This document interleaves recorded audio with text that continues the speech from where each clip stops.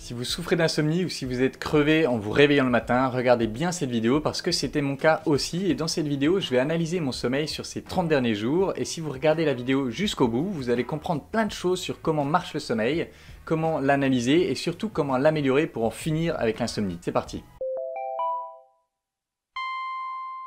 Alors déjà, juste un mot sur la Oura Ring. Je l'avais découvert dans une interview de David Sinclair sur le podcast de Lex Fridman. C'est une bague connectée qui mesure tout un tas de trucs, mais personnellement, je m'en sers principalement pour la mesure du sommeil parce qu'elle permet d'obtenir des vrais hypnogrammes. Donc vraiment le dessin de la nuit de sommeil avec les différents types de sommeil par lesquels on est passé, les différentes phases. Donc ça permet d'avoir vraiment des infos très riches à analyser. Le seul problème, c'est qu'elle marche mieux quand on la porte à l'index et du coup, elle peut donner un style un peu douteux. Alors on va déjà commencer l'analyse par les rapports hebdomadaires de sommeil et regarder le score moyen et le nombre de jours d'insomnie. Alors la semaine du 25 au 31 juillet, j'étais en Corse, donc il faisait hyper chaud, le lit est beaucoup plus mou que le mien, il y a les chiens de ma mère et je les aime bien, mais quand ils aboient le matin, un peu envie de les buter. Et il y a des volets à l'ancienne qui laissent passer la lumière le soir, donc quand ma mère est sur la terrasse avec la lumière et le matin quand le soleil se lève, la lumière passe et du coup tout ça, ça fait que j'ai du mal à m'endormir et que je me réveille tôt. Sur cette semaine, j'ai un score de 80, donc c'est acceptable,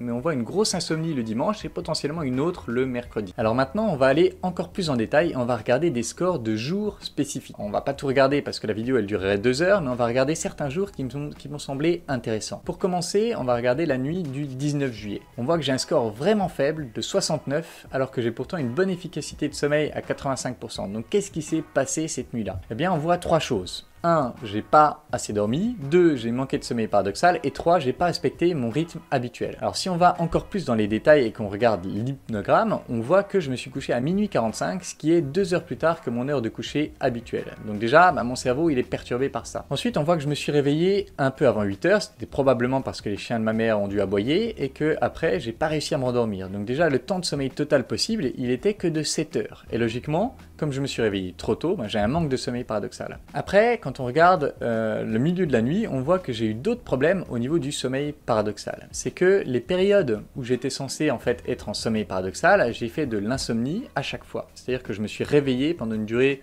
suffisamment importante au milieu de ces périodes de sommeil paradoxal et donc ça m'a bouffé le temps de sommeil paradoxal que j'aurais dû avoir. Alors pourquoi? C'est difficile à dire, mais on peut penser que j'ai été perturbé dans le contenu de mes rêves, donc que j'ai fait des cauchemars ou des rêves désagréables. On peut aussi penser que c'est dû à un manque de régularité dans les rythmes, parce qu'en réalité, même les périodes de sommeil profond, elles sont pas clean, on voit qu'elles sont entrecoupées de sommeil léger. Après, je dirais que autant pour le sommeil profond que le sommeil paradoxal, on peut penser que la chaleur, qui était quand même vraiment importante, a aussi joué un rôle clé en rendant le sommeil tellement inconfortable qu'au moment où le sommeil il est peut-être un peu plus fragile, je me réveille et que même quand je devrais être en sommeil profond, au lieu d'être en sommeil profond, j'alterne entre du sommeil profond et du sommeil léger. Et du coup, probablement que la combinaison de tout ça fait que quand je me réveille ce jour-là, je suis défoncé. Voilà, c'est un extrait de ma nouvelle vidéo. N'hésitez pas à cliquer sur le lien dans la description pour regarder la vidéo en entier si ça vous a intéressé. Et en attendant la prochaine, je vous embrasse et je vous dis à bientôt. Ciao.